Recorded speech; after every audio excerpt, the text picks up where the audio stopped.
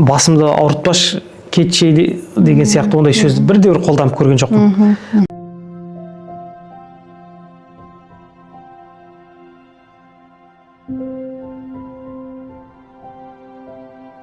Сәлем баршаңызға, сіздермен тәрбие шамшырағы подкасты. Бүгінгі подкастымыздың қонағы беделді қызметте талапшыл басшы, қоғамда белсенді азамат, сонымен қатар отбасының тірегі, балаларына үлгі бола білген қамқор әке, аласармайтын Асқар тау, Егіндікөл тарихы кітаптарының, сонымен қатар өлкетану, этнография, өнер бағытындағы бірнеше еңбектердің авторы, Қаратөбе аудандық ішкі саясат бөлімінің басшысы және де мектебіміздің ата-аналар комитетінің төрағасы Сафулин Нұртас Набиоллаұлы. Аға, қош келдіңіз. Рахмет.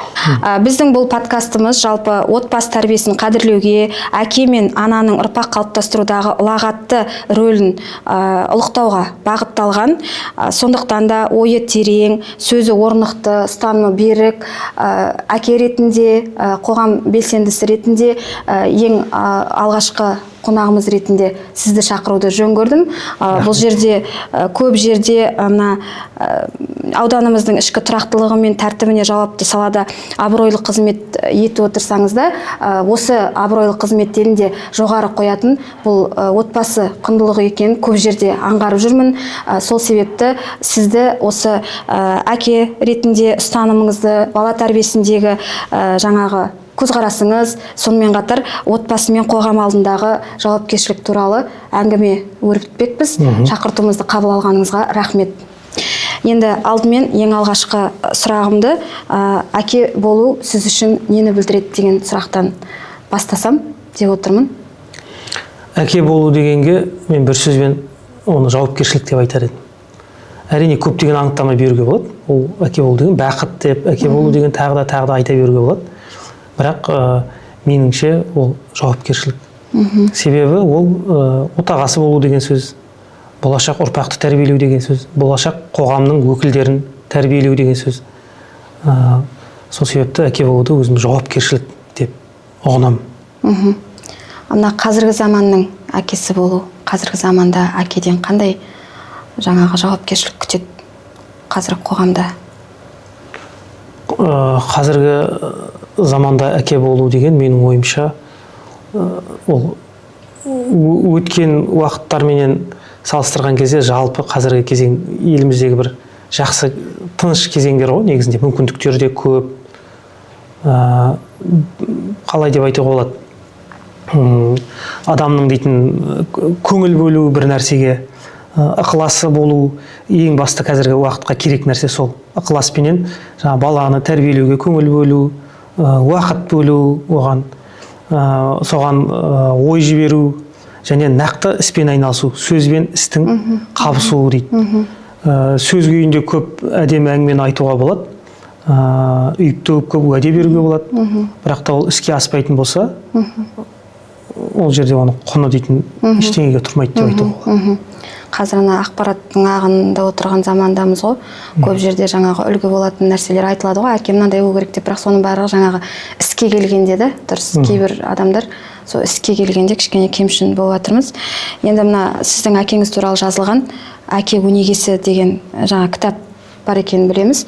Осы кітапта жазылған ойларға сүйенсек, мына өз әкеңізден алған қандай тәрбие сіздің өмірлік қағидаңызға айналды деген сұрақ қойсам? Енді бірнеше қыры бар адам ғой, жалпы әркімге өзінің әкесі сондай үлгі, өнеге. Соның ішінде бұл «Әке өнегесі» деген кітапта әкеміз жөнінде, әкеміздің бірнеше қырын саралап, автор Нұрлан Сәдір деген қазіргі таңда қоғам белсендісі, облыста қоғамдық кеңестің белсенді мүшесі, сол кісі жинақтап жазып шыққан, мынадай кітап етіп. Бұл кітаптың артқы жағында мұқабасында ата бабамыздың дәстүрін жалғастырып, елге адал еңбек етіңдер деген әкеміздің бір ауыз сөз жазылған, және қолтаңба сөзін. Бұл әңгіме менің жантас дейтін ағам үйленген кезде айтқан тост тілегі видеосы бар, соның ішінен алынған сөйлем. Дәл осылай айтқан. Ең соңында айтып келіп, ата бабамыздың дәстүрін жалғастырып, елге адал еңбек етіңдер. Қазақ халқының азаматы болыңдар деген. Ең бастысы осы ғой. Енді оның мен қазір жаңа айтып жатырсыз, жарық көрген кітаптарым, бір кезде мен қаламгерлікпен айналысып, облыстық газетте тілшілік қызметте болдым. Сол кезеңдерде бірнеше дүниелерім жаңа жарық көрді, кітаптар, жинақтар.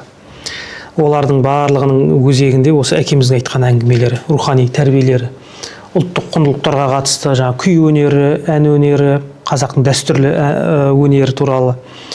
Одан қалды білім, терең білімді, ол білімді өте қатты жақсы көріп насихаттаған адам болды. Құр сөзден гөрі кәдімгі терең білімге сүйену керек, парасаттылыққа және іс жүзінде тәжірибеде соны жасай білу деген сияқты бағыттары болды. Соған байланысты мысалға мынау аласармайтын асқар тау деп ұрпақтар осындай атау беріп маған кітап жинақтап беруді өтінді. Бақытжан Жанғазиев деген кісі осы әкеммен шамалас. 1941 жылы дүниеге келген кісі екен. Менің әкем 40 жылдың соңында желтоқсанда дүниеге келсе, бұл кісі 41 жылдың ақпанында аралары бір 2 айдай ма екен.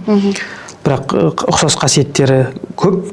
Және бұл кісі өте өнерпаз адам болған, және жан-жақты қара. Соның ішінде физика мамандығының кәдімгі майталманы болып, физикадан сабақ берген өнертапқыш адам болған. Сол КСР кезіндегі маңдайалды мықты мұғалім болған.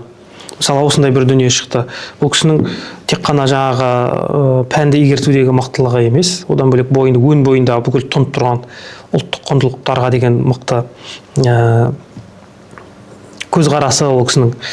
Және одан бөлек отбасында әке ретіндегі рөлі де ұқсас тұстар көп болды. Мысалға, әкемізден гөрі 5 баланың әкесі бұл, 5 ұлды тәрбиелеген, жолдасы жол апатына түсіп, өте бір қиын халге түсіп қалған кезде тілін тістеп қалып, тамақ іше алмай, мұрнынан сорпаны жіберіп, солай система сияқты солай қоректендіріп, бірнеше айлап ауруханада жатып, бірнеше жамбас сүйегі, омыртқалар, мойын сүйектері сынып, үмітсіз деңгейге түскен кезде өзі деген арқалап жүріп, Украинаға апарып, Пятигорскте шипажайға апарып, бұл кісіні сол жолдасын емдеп аяғынан тұрғызған адам. Енді үлкен қажырлы еңбек еткен отбасы үшін, әйел үшін. Сонда бір несі, орыстың келіншектері отырып қатты таңғалады екен. Бұл кісі өзі көрнекті, өнерлі, әнші, түрдесе түрі қазақтың сондай керемет азаматы болған. Сонда таңғалады екен. Сені қалай тастап кетпей жүр деген бір ауыз сөз. Қазір қоғамның бір былай айтқанда өзекті мәселесі ғой. Сонда шошып кетемін дейді, неге тастап кетеді? Мен 5 баласын дүниеге әкеліп отырған жоқпын айтса. 5 бала болмақты, 10 бала болса да тастап кетейін десе мүмкіндігі бар ғой мына азаматтың деп таңғалады екен дейді. Сонда ол кісі дейтін бүкіл жағдайды туғызып, ана Пятигорск деген жерде атақты жаңа ақын, орыс ақын Лермонтовтың тұрған қамыстан жасалған үйлері бар, соларды көрсетіп, рухани жаңа, сосын сол үлкен-үлкен гүлдерді теріп әкеліп сыйлап, бұрышқа тұрғызып қояды, көңіл күйін көтереді. Сөйтіп, былай айтқанда, қазақ азаматтарында бәрінде бірдей бар деп айтуға болмайды, онда ерекше бір қасиеті болған, бойында сондай романтик болды деп жолдасы сөйлейді. Сонымен қатар қолынан келмейтіні жоқ, өте жан-жақты адам болған. Міне осындай кісілерді, кейіпкерлерді тауып жазуда, мысалға, ол да әкемнің тәрбиесі деп айтар едім. Басқа да дүниелерді көп деп айта беруге болады енді. Керемет, рахмет. Енді келесі сұрағым, аға, әлеуметтік желі мен гаджеттердің бала тәрбиесіне әсері туралы ойыңыз айтсаңыз. Жалпы әр нәрсенің екі жағы бар дейді ғой. Жақсы жақтарда көп, оны қазір қоғамға үлкен қауіп қатер төндіріп отырған жақтарда көп күнде айтылып жатырған. Соның ішінде енді шектеп қана ұстатып балаға гаджеттерді, соның ішінде пайдалы ақпараттармен ғана шұғылдануға мүмкіндік беріп отырса, қарап, қадағалап отырса. Мысалға, менің енді сіз көп рахмет осындай кездесу тәрбие бағытында шараға шақырып отырсыз, кездесуге.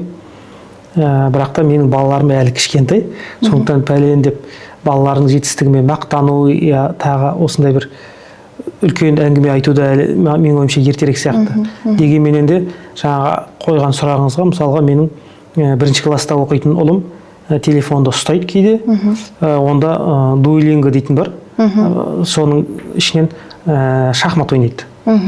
Мысалы, детский мат дейді, түрлі өзінің ағайы үйреткендері бар. Кейде мен кейбір кезде шахмат ойнаймын уақыт бөліп, жұмыстан кейінгі уақытта. Кейде түңгілік болса да кішкене шаршап ұйықтау керек болып тұрса да, бірақ көңілін шама келгенше қайтармаймын.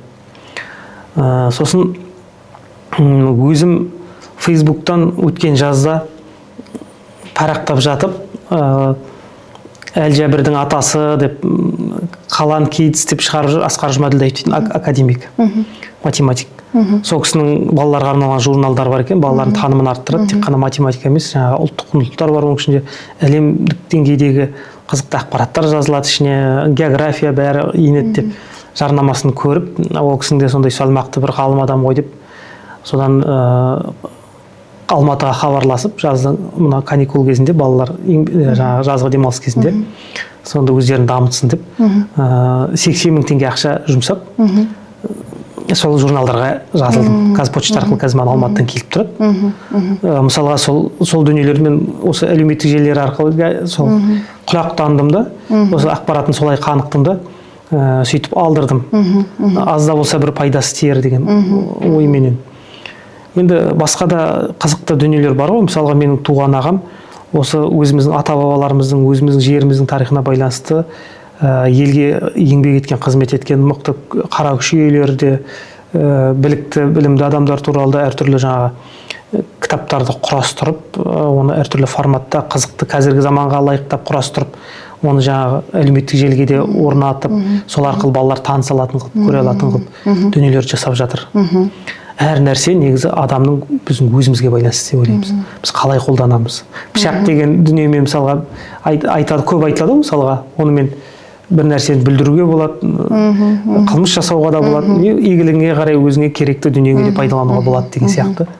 Сондықтан қауіп қатерін көбірек ескере отырып, содан сақтана отырып, жақсы жақтарына да үңілуге болады деп ойлаймын. Жалпы енді әлемнің ғалымдар алдын қатарлы елдерде жастайынан осындай телефон ұстауға, компьютерге үйір болуға, оның алдында ұзақ сағаттап отыруды денсаулыққа өте қатты зиян әкелетіндігін дәлелдеп, алға дамып кеткен технологиясы. Сол елдердің өз белгілері 12 жасқа дейін деп, 16 жасқа дейін деп шектеу туралы әңгімелер айтылып жатады. Енді бір биокомпьютерлер дейді, ешқандай зиян таратпайтын, ондайлар да шығып жатыр, бірақ қазіргі таңда оның құны өте қымбат тұрады, әлі ол таратылған жоқ деген сондай ақпараттар бар, айта берсе.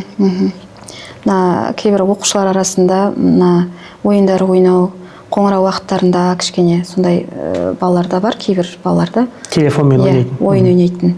Жаңағыдай пайдалы ойынға қарай бұрмаласа, ол енді мына үйдегі отбасыдағы әке ананың рөлі жоғары ғой бала үшін. Осы әке ретінде сіз мақтан ететін сәтіңізбен бөліссеңіз, өзіңізді қай сәттен мақтан етер едіңіз?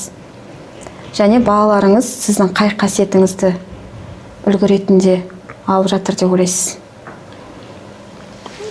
Жалпы енді әкенің бала тәрбиесінде әкенің де ананың да орны өте ерекше. Сондықтан менің жолдасым өзі өнер саласының адамы. Балаларым да сол бір ұлым Оралбек деген 4-ші сыныпта оқиды. Домбыра тартып, күйлерді үйреніп, қазір халық күйлерін белгілі композиторлардың шығармаларын орындап, осы қазақтың ұлттық аспабын ұстап қолына соны ойнап жүргені іштей маған бір жақсы сезім сыйлайды деп айтуға болады. Ол жерде енді анасының да көптеген еңбегі бар.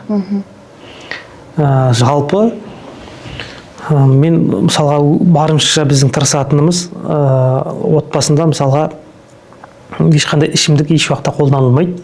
Және үйде тұрмайды да, шаңырағымызға кіргізбейміз үйімізге ішімдікті еш уақытта. Сондай зиянды қылықтар, темекі тарту, ондай жоқ. Сосын қонақтықта карта ойнау деген, мүлде үйде карта жоқ мысалға. Қонақ шақырсақ өзіміздің бір сөзіміз үйлесетіндей адамдарды келіп, жақсы бір бағыттарда, рухани бағыттарда болсын, әңгімемізді дұрыс әңгімелер айтып отыратындай етіп, сондай дастарханды көреді балалар. Одан қалды енді мен әркімнің өзінің кәсібіне де байланысты, мен бір кезде журналист қызмет атқардым, қазіргі таңда ішкі саясатта жасағаннан кейін сол руханиятқа жақын адамдар көбіне мысалға келеді үйге шаңыраққа бас тіреп, кейде жаңағы қонақ болып кетеді басқа жақтан келген адамдар, өнер адамдары, осы ұлттық құндылықтарға жақын еңбек сіңіп жүрген белгілі адамдар, Олардың ішінде жаңағы эколог, ғалым да бар, белгілі профессор, күйшілер болады кейбір кездерде. Соларға дастархан жайып, соларға балалар кішкентай болса да қолына су құй деп, батасын ал деп, сондай дүниелерді көрсетуге тырысамыз. Енді өзіміздің бос уақытымызда шама келсе, мысалға мен кейде кітап оқимын, болмаса жаңа оларға көңіл бөліп жаңағыдай шахмат ойнау, дойбы ойнау деген сияқты. Болмаса салауатты өмір салты, мысалға үйге қабырғасына өзім кәсіби спортшы болмасам да, бірақ турник іліп қойдым. Жаңағы темір жаңағы құрылғылар бар деген сияқты, соларды қарап бос уақытында жұмыстан кейін сонымен сол жаңағы салауатты өмір салтына қарай жасап жатқанымызда, кейде жаңағы саяхаттап өз туған жердің табиғатына шығып кеткенімді көреді, келгенімді көреді, соны әдейі видеосын түсіріп, өзім балаларға соны көрсетіп, кейбір сапарларымды әдейі үлкен телевизорға қосып көрсетіп, немен жалғап телефонмен көрсетіп, андай жерге бардым, міне бұл жерде мындай нәрсе бар деп, өзіміздің туған жерді тұруға, әзірге олар өздіктеріне шарлап жүрмесе де, жаңа мағлұмат бола берсін. Көріп, біліп, сөйтіп айтып отырамыз. Сосын жалпы ата-бабаларымыздан келатқан сол сондай тәрбиенің бір үрдісі, баланы шектемеу, бір уақыты болады, өзің көп сөйлейтін, көп сұрайтын, көп сұрақ қоя беретін.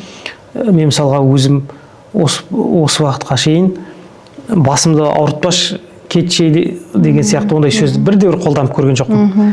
Қандай жұмыстан көп нәрсені ойлап келіп тұрған кездерде болсын, қандай жағдайда да мен шама келсе де оны тыңдап, қанша сөйлесе де, содан кейін сөйлеген сөзін бос қалдырмай, жаңағы сұрағына жауап беруге тырысып, ол жерде өзіңе де үлкен пайда болады. Сосын балаға да жаңағыдай, содан ол өз қызығып тұрған кезінде, ерте күндердің күнде оны отырғызып қойып бір нәрсені білдіргеннен кейін отырып, оған мораль оқығаннан гөрі, ол кезде оны алмайды да, шамаға өте қиынға түседі. Оны өзі қызығып, өзі саған келіп, былай айтқанда, өзі саған қаратып алып, бірдеңе сұрап, бірдеңесін айтып тұрған кезде, соны тыңдауға тырысып. Сондықтан осы дүниелер мен ойлаймын, күндердің күнінде қандай ма болсын бір жемісін беретін шығар деп мүмкін сөйтіп үміттенемін. Әзірге кішкентай балдарым. Керемет. Енді мына балаларыңызды жауапкершілікке қалай үйретесіз? Үйде жалпы қалай үйретіледі жауапкершілік? Енді жауапкершілік деген сөз, мысалға жас күннен бастап жауапкершілік деп айтып, оларға талап ету оңай емес деп ойлаймын. Бірақ та жаңағыдай өзіңнің жасаған істеріңменен жауапкершілікті сезініп, бала тәрбиесіне деген тыңдау, назар қою, уақыт бөлу, айтқан сөзге тұру өмірде жалпы. Ол тек қана баламен арада емес, басқа да айналаңдағы адамдармен қарым-қатынасында, дастархан басында отырып, бір қонақпен сөйлескен, уәде сөйлесіп отырып, ары қарай айтқан дүниең соны жасауыңда, содан келіп қалыптасады деп ойлаймын. Содан кейін белгілі бір уақытқа келгеннен кейін бала есейген күндерде, ол кезде өзіңмен шамалас жаңағы пікір өрбітіп сөйлесіп отыратын кездерде, әрбір жаңағы дүние құндылықтарға жаңағыдай анықтама беріп, оны айтып өрбітіп сөйтуге болады деп ойлаймын. Қазіргі таңда енді жаңағы ұшқанда, ұяда не көрсе ұшқанда соны іледі деп, кішкентайынан сол барымша дұрыс жағын көрсетуге тырысып. Үлгі болу дейсіз. Енді аға, осы жалпы подкастқа сізді шақырғым келгені жалпы тәрбие бағытында, осындай бағытта ата-аналарға үлгі болатын подкаст бастасам деген идея ең алдымен сізге біздің жаңа мектебіміздегі ата-аналар, жалпы ата-аналар жиналысында ақ орамал деген өзіңіздің туындыңыз туралы, бұл жаңағы неге ақ орамал деп аталған туралы, сосын ішінде жазылған кейіпкерлер туралы бір шағын тәрбие бағытында әңгіме өрбіткен едіңіз. Сол әңгіменің жаңағы желісімен мен осы мына туындыңыз туралы жалпы сізден сұхбат алсам деген ой келген ең бірінші. Содан кейін негізгі түрткі болған осы туындыңыз еді. Содан кейін ойлана келе жалпы қоғамдағы әке ретіндегі рөліңізді, жалпы отбасындағы сол бағытта да алсам деп ой келіп, кішкене осындай бағытқа қойып отырмын. Енді негізгі арқау болған осы туындыңыз туралы кішкене өзіңіз әңгімелеп өтсеңіз. Бұл ақ орамал деген дүние таза ұлттық құндылық деп айтуға болады. бір қандай да бір қиялдаудан, бір шығарманы оқып соның әсерінен туған дүние емес. Бұл кәдімгі өзіміздің осы Қаратөбе топырағында өмір сүрген қасиетті кісілердің ұрпағы, өзі де қасиетті болған, сынықшы болған, немере шөбере көріп, ұрпақ өсірген мықты адамдар туралы. Соның ішінде мына ақ орамал деген сөз бұл жерде тікелей мағынасында бар, образды түрде де жалпы ананың, қыз баласының, соның ішінде қазақ әйелінің ақ орамал деген оның көңілі, ары, ниеті, тазалығына келеді ғой, ақ орамал деген. Сондай да жағы бар. Сондықтан бұл ана тәрбиесіне, қыз тәрбиесіне, жалпы ұрпақтың тәрбиесіне таптырмайтын бір мысал деп өзім есептеймін. Оның құндылығы менің жазып шыққан қаламгерлік шеберлікте емес, ол осы өмірде болған адамдардың іс-әрекетінде бастысы мен жеткізгім келгені солардың әрекетін қалай бар солай, ешқандай қиял қоспай, өздерінің өмірде болған оқиғаны өз аузынан жазып алып жарыққа шығарып отырмын. Енді кішкене тоқталатын болса, өзінің біразғандай тарихы бар. Біздің осы Қаратөбе орталығынан, аудан орталығынан бір 20 шақырымнан сәл асатын қашықтықта Едіге Ишан дейтін атақты әулиенің зираты бар. Бүкіл ел біледі, қаратөбеліктердің бәрі біледі деп айтуға болады. Атақты 300-ден ән өздірген Мұхит деген әнші болған, сол Мұхиттың жалғыз қызы Ажарды Едіге Ишанның ұлы Бәйбішеден туған кенжесі Мұзапар деген алып, сол Мұхиттың туған құдасы, жалғыз қызын алған баласы. Текті мен текті құданды алып аты, ол заманда Мұхит төре тұқымы Шыңғыс ханның. Бұл кісілер Алаша руының адамдары, өте оқымысты болған, 7 атадан бері қарай молдалық және батырлық үзілмеген деп айтады. Сондай кісінің қызы Раушан деген әжей болған. Сол Раушан деген әжейдің өз қолынан қызына басына салып кеткен орамал. Неге өзінің қолынан салады анасы? Ол әрі ене есебінде де деуге болады. Мына конфискация кезінде ата-анасынан айырылған Оспан дейтін азамат, ол да осы Ғарифолла Құрманғалиевтің немере шөбере ағайыны болып келетін текті адам, Ресей жағынан балалар үйінен келіп, ол кезде балалар үйінде аман есен жан сақтап қалу оңай емес, үлкен мықтылықпенен өмірге деген сондай икемділікпен, құлшыныспен, қайраттылық, қажырлық талап етеді ғой. Келіп тілін ұмытып қалса да орысша сөйлесе де, ер туған жеріне деп, ит тойған жеріне деп, есейгенде осы Қаратөбеге келіп, сонда анасы қызына айтып, енді ол кісілерде әкесі ерте қайтыс болған, тек қана анасы мен қызы ғана қалған. Осындай текті адамның ұрпағы еді деп екеуін қосып, анасы өз қолынан беріп қызын. Сосын кейін жаңағы күйеу баласы ғой, енді неге Егіндікөл дейтін жерге менің туған жерім қызмет бабымен ауысқан кезде бірге келіп, сол үйде бірге, енді анасы жалғыз болғаннан бірге тұрған. Сол дүниеден өтер шағында енді көріп келдік қасиеті, ол мына қазақылық, мына аруақты адамдар дейді, әулиелер дейді. Біздің қазақтың тәрбиесінде үлкен елге еңбек сіңірген адамдар ғой, елдің тәрбиесіне тікесінен келген кезде. Сол дүниеден өтер шағында жаңағы қызының басына осылай орамал тағып кетті дейді. Енді қызын айтыпты, бір өзің менің шалымның да орнында болдың, ұлымның да орнында болдың, қызымның, келінімге бірнеше орындасың деп жаңағы өзінің батасын беріп сөйткен. Енді бұл кісі осы Құлый ата дейтін біздің Қаратөбе белгілі кісі бар. Сол кісінің батасын алып, бұл кісі де сол жолға түсіп, елді жаңағы емдеп, кішкентай балаларды, сәбилерді қиятын қасиет болады ғой қазақта. Сондай балаларды қиып, талай сынықтарды сипап, орнына түсіріп, қолы өте жеңіл, жібектей жұмсақ. Мінезде сондай өте орнықты. Қазіргі қоғамда көп қой, жаңа емшімін деп жүрген адамдар, емші болып кісілерді емдеп жүрген, бірақ әртүрлі жаңағыдай мінезінде, іс-әрекетінде бір кейде үйлеспейтін, сырт көзге оғаш көрінетін дүниелер, әлеуметтік желіде де бар қазір.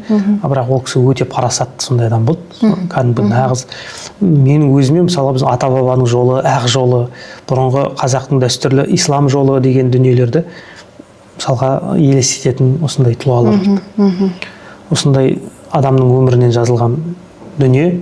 Енді бұл кітапты тоқталып, ақ орамалдың мағынасын әлде аша түссек, ол бөлек бір подкастқа жүк болатын дүние. Сондықтан қысқаша қайырғанда осындай енді осы ұрпаққа үлгі болсын деген бағытта, білсін деген, өткен тарих жойылмасын деген бағытта жазып шығарған дүние. Құлия атаның да мына көріпкелдігі күшті көрінгенді, ана Зәру әже әжесінің, анасының несін ұстай алмай жүргенде, ауырып барғанда ана судан өткен ғой, сол судан нетер кезде менен жаңа шыққаннан кейін сол судан өзің кешіп өт дегенде, ана бүкіл бойыңдағы кесел сол сумен бірге ағып кетсін деген. Ана ата бабамызда да сондай нелер бар ғой, жаңағыдай жаңа осы сумен жамандық кетсін деп, кейде ана ағын суға түсетін болған. Бәле жара жерге енсін деп Наурызда бата береді ғой, ақмол болсын. Сосын ана не машинасын сынып қалғанын бәрін алдын ала болжағаны, мына Құлия атаның да аруақты қасиетті кісі болғанын, көріпкел сондай болғанын білдіреді. Өте керемет. Бұл дүниелер енді бір жағымен тікелей өзінің қызметімен салама да тікелей байланысты ғой. Дін саласы қазіргі таңда енді қазір біраз жылдың еңбектің нәтижесінде бір қалыпқа да келіп келе жатыр.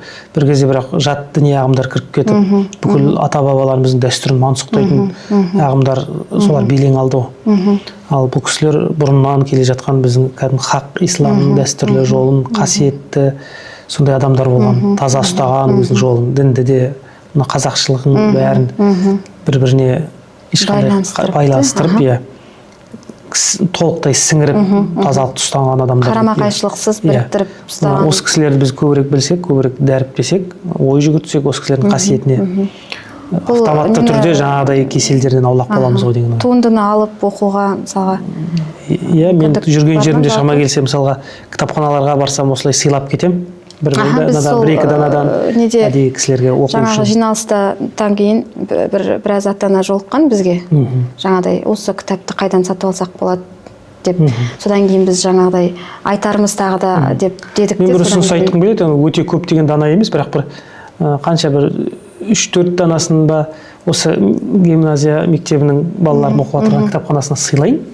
Сол осы жерден келіп бір жағынан ата-аналармен байланыс болсын, мектепке келсін. Сол жерден алып, жаздырып алып, оқып болғаннан кейін қайтарып беріп, қайтадан осы жерге қойып, оны балалар да оқысын. Осылай етіп жаңағы ата-аналарға не істеуге болады деп ойлаймын. Мәселесін шешуге болады. Жақсы, аға, енді мына тәрбие шамшырағы деген сөзді бір сөйлеммен қалай сипаттар едіңіз?